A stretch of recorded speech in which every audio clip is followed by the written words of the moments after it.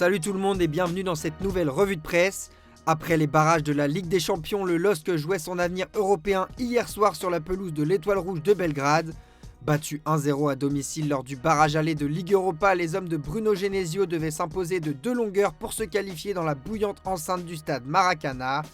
Aligné à la pointe de l'attaque, l'éternel Olivier Giroud, qui est d'ailleurs devenu le premier joueur français de champ de l'histoire à être titulaire en phase à élimination directe de Coupe d'Europe à l'âge de 39 ans, n'a pas tardé à s'illustrer, avant que Lille ne double la mise dans les prolongations grâce à Ngoy. La résurrection pour des Lillois bien plus combatifs qu'à l'aller et qui avaient à cœur de se rattraper. Un succès 2-0 en terre serbe qui permet au LOSC de poursuivre son parcours en Ligue Europa. Les Dogs affronteront soit Aston Villa ou l'Olympique Lyonnais au prochain tour, réponse cet après-midi. Et justement, cet après-midi, on connaîtra aussi le tableau de la Ligue des Champions jusqu'en demi-finale après le tirage au sort qui aura lieu à midi au siège de l'UEFA à Nyon. Dernier rescapé français, le PSG aura un chemin à tracer comme l'indique l'équipe, mais ce ne sera pas simple. Les hommes de Luis Enrique devront d'abord se défaire du FC Barcelone ou Chelsea pour entrevoir les quarts de finale. Dans son édition du jour, le Parisien analyse les deux adversaires. Et forcément du côté catalan aussi, on pense déjà à cette possible rencontre aux allures de revanche. Mundo Deportivo indique que le Barça, qui héritera soit du PSG soit Newcastle, recevra au match retour, ce qui est un avantage certain. Du côté de la presse madrilène, on attend également impatiemment le tirage au sort. Euroalert indique AS qui précise que le Real Madrid héritera soit du Sporting ou bien de Manchester City. Pour l'Atlético, ce sera forcément un club anglais puisque les Colchoneros défieront soit Tottenham soit Liverpool, réponse dans quelques heures. Et avant de se projeter sur la Ligue des Champions, le PSG qui ne tourne plus rond comme l'évoque le Parisien devra se remettre la tête à l'endroit. Pas flamboyant face à Monaco et qualifié par la petite porte, les hommes de Luis Enrique traversent actuellement une période de turbulence. En cause, selon le quotidien, un pressing moins intense, des individualités en souffrance, des adversaires mieux préparés, de la fatigue accumulée menant à de la lassitude mais aussi des égos plus affirmés.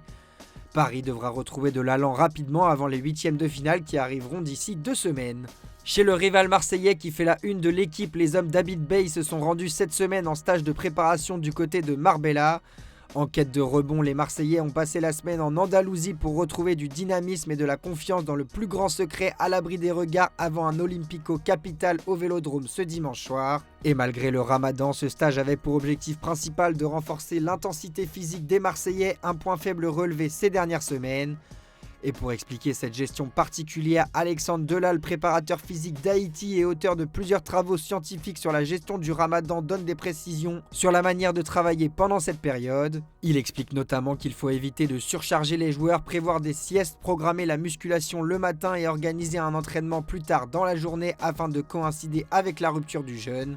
Un programme qui correspond justement à l'organisation des journées des Marseillais à Marbella. On part en Espagne et plus précisément en Catalogne où la nouvelle blessure de Frenkie de Jong fait la une de Sport. Alors que le néerlandais enchaîné comme un titulaire indiscutable sous les ordres d'Hansi Flick, il s'est blessé au biceps fémoral et sera absent 5 à 6 semaines comme l'a confirmé le FC Barcelone. Il manquera notamment le match retour de Coupe du Roi mais aussi le 8e de finale de Ligue des Champions.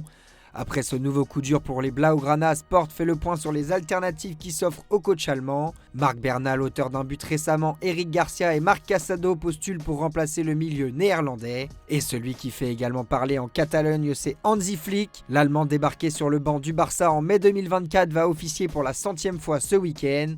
Flick a su conquérir les supporters par son style direct, son exigence et sa vision offensive. Sous sa direction, le Barça a gagné en intensité et en efficacité, notamment devant le but. Il affiche un bilan de 277 buts marqués pour 118 encaissés et a déjà remporté 4 trophées nationaux. Comparé aux derniers entraîneurs du Barça sur leurs 100 premiers matchs, Flick présente l'un des meilleurs bilans proches des standards de Luis Enrique et Pep Guardiola. On reste en Espagne mais à Madrid où c'est l'absence de Kylian Mbappé qui fait la une de AS. Mbappé cherche des solutions après sa blessure. Comme indiqué dans le JT d'hier, l'absence du Français est désormais estimée à 6 semaines. Après ce coup dur, le Real Madrid s'inquiète grandement car sa rechute arrive au pire des moments. Les huitièmes de finale de Ligue des Champions arrivent dans 2 semaines, le derby madrilène face à l'Atlético dans 3 et Mbappé, auteur de 13 buts en 8 matchs de C1 cette saison, est le joueur le plus important de l'effectif madrilène, ou presque. Un Real Madrid qui pourrait prochainement être entraîné par Jürgen Klopp, c'est en tout cas ce que pense AS qui indique que la voie est libre pour l'arrivée de l'ancien coach de Liverpool. Après les rumeurs qui courent de la fin potentielle de son aventure en tant que directeur du football chez le groupe Red Bull, le média croit en l'arrivée de l'Allemand. Son nom est lié au Real Madrid depuis quelques quelques temps et la Casablanca serait très intéressée par ses services comme solution à long terme. Dans l'autre club de Madrid, à présent, on cherche déjà qui prendra la place d'Antoine Griezmann en partance pour Orlando en MLS comme évoqué récemment. Et le premier élément de réponse nous vient du Portugal où le quotidien Record annonce un intérêt des Colchoneros pour Fabio Silva, l'international portugais du Borussia Dortmund. Ancien très grand espoir de Porto, l'attaquant de 23 ans est en difficulté en Allemagne avec seulement un but inscrit en 17 rencontres cette saison et un départ pourrait être envisageable cet été, alors que le Betis est également sur le coup. Justement, au Portugal, ce sont les nombreux événements extrasportifs survenus lors du match retour entre le Real et Benfica qui font la une. Les embrouilles indiquent Record. Et pour cause, le média portugais Correio de Manhã a lâché une bombe hier après-midi en indiquant que Prestiani a admis devant le reste de l'équipe de Benfica avoir traité Vinicius Junior de singe. Cependant, le joueur argentin a avancé plusieurs arguments pour souligner qu'il n'était pas raciste et qu'il n'avait pas eu cette intention en prononçant cette insulte, écrit le quotidien. Une information rapidement démentie par le club de Benfica qui nie totalement cette information par l'intermédiaire d'un communiqué publié sur son site internet. Mais ce n'est pas la seule actualité liée à cette rencontre qui fait les gros titres au Portugal. En effet, après cette élimination, les supporters sont furieux contre Lopez Cabral qui a demandé le maillot de Vinicius Junior après la rencontre. L'ailier a présenté ses excuses au groupe et n'a pas apporté d'explication sur son geste selon Abola. Enfin, le frère de Nicolas Otamendi est également dans le viseur suite à une supposée publication à caractère raciste qui a circulé sur les réseaux sociaux. La page Planeta do Football a diffusé sur le réseau social X une image qui aurait été publiée par Gabriel Otamendi quelques heures avant le match décisif contre le Real Madrid. Sur l'image, on aperçoit notamment le visage de Vinicius Junior placé sur le corps d'un singe, un cliché qui a enflammé la toile ces dernières heures.